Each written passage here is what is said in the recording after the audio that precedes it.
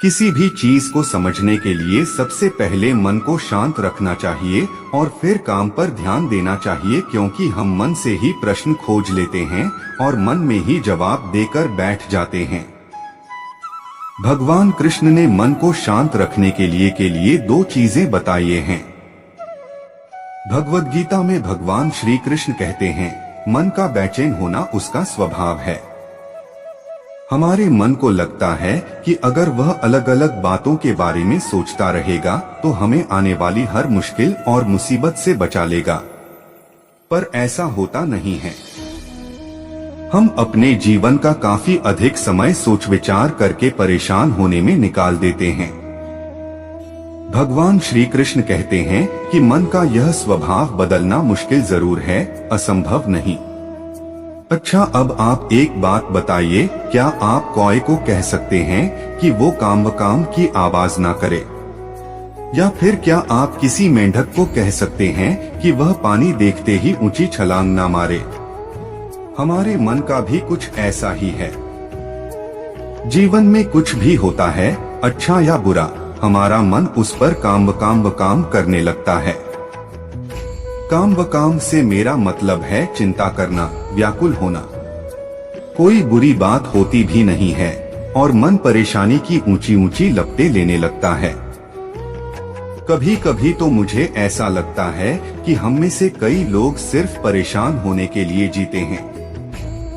सारी परेशानी, पीड़ा, दुविधा अक्सर हमारी मन की बनाई हुई कहानियां होती हैं। भगवान श्री कृष्ण हमें हमारे मन को शांत और स्थिर करने के लिए दो उपाय देते हैं। पहला, ध्यान लगाना या मेडिटेट करना। दूसरा, वैराग्य भाव सीखना।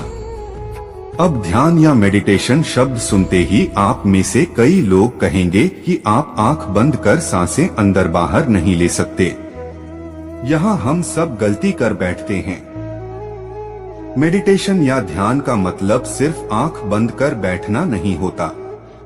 मेडिटेशन का मतलब होता है अपना पूरा ध्यान किसी चीज पर लगाना और उसे हटने नहीं देना। अगर आप रोटी बना रहे हैं तो सिर्फ उस बात पर ध्यान दीजिए। अगर आप पिक्चर देख रहे हैं तो अपना पूरा ध्यान पिक्चर पर लगाएं। यह मत सोचिए कि पिक्चर देखकर आप अपना कितना वक्त बर्बाद कर रहे हैं। जब आप जीवन के हर छोटे बड़े काम को पूरे ध्यान से करते हैं तो आपका जीवन ही एक मेडिटेशन बन जाता है।